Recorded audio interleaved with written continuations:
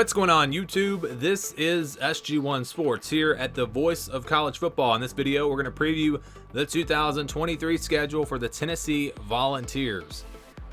Here was the schedule from 2022. You see they played Pittsburgh on the road in the non-conference. Tennessee got Alabama at home. That was really big for them. And then also, if you look at the schedule, they played LSU. So they played LSU and Alabama, the top two teams out of the West, and they beat them both. So a great season for them despite having really as tough of a schedule as you can have out of the SEC East. They also had Georgia on the road. So it was a tough schedule for them.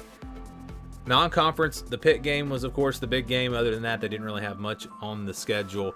But let's look ahead to 2023 now, and these are the games outside of the division. They'll play Virginia. That game will be in Nashville.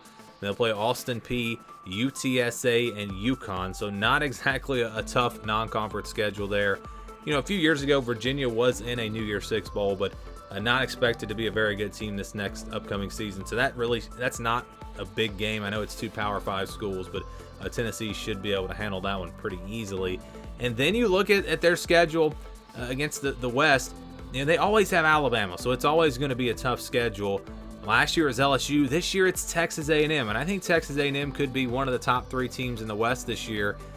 I know they weren't great last year, but you look at all that young talent, you would expect them to be improved this year. So that's a tough schedule. That is a tough schedule in the SEC, drawing Texas A&M to go along with Alabama. So let's go week by week. We'll start at the top. So they'll play Virginia on that opening weekend. They'll play, like I said, in Nashville, neutral site game. It'll basically be a home game for Tennessee.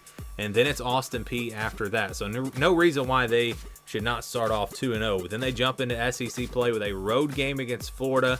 You would expect Tennessee to probably be favored in that game. But it's a road game, tough place to play. Florida is going to have a lot of roster turnover this year, so it's hard to really say how good they're going to be.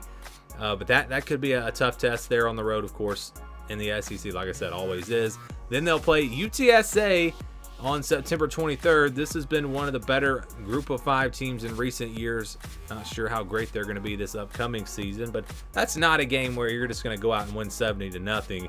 UTSA, like I said, a pretty quality Group of 5 team, but Tennessee should still be favored by, you know, probably at least 20 points in that game.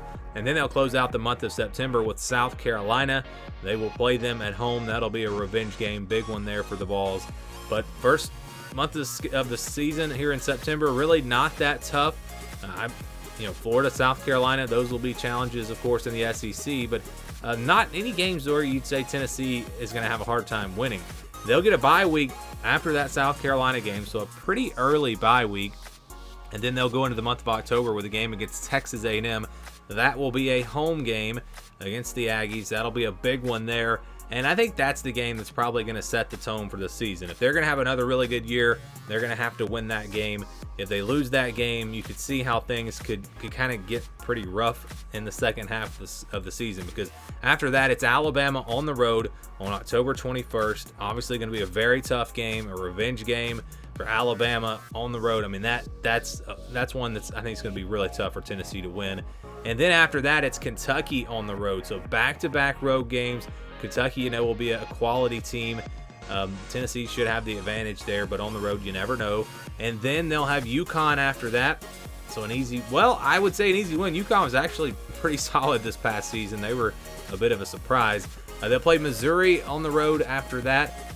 You get into the month of November, any SEC game on the road is going to be a challenge.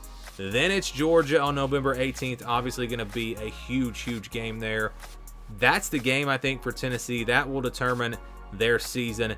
They can lose to Alabama, but if they beat Georgia, they're still probably going to win the East as long as they don't lose to anyone else. So that's the game. If they're going to take that next step and have a great season, they're going to have to find a way to beat Georgia. Because if you lose that game, probably not going to win the rest of your games. So I don't see them, getting in at 11-1 into the playoff. So you got to beat Georgia. Like I said, I see them probably losing to Alabama on the road or maybe somewhere else on this schedule. And then they'll close things out with Vanderbilt on November 25th. So takeaways from the schedule, they do have a tough back-to-back there with Alabama and Kentucky. you'd maybe like to have your bye week between those games instead of earlier in the year after South Carolina. But that stretch, Texas A&M, Alabama, and Kentucky, that's going to be a pretty tough stretch there. And then Missouri and Georgia back-to-back late in the season, that'll also be a challenge. So not a very tough non-conference schedule, but anytime you play Alabama, you're going to play them every year, and then you get Texas A&M as your other cross-division matchup. That's going to make a very tough conference schedule once again for Tennessee in 2023.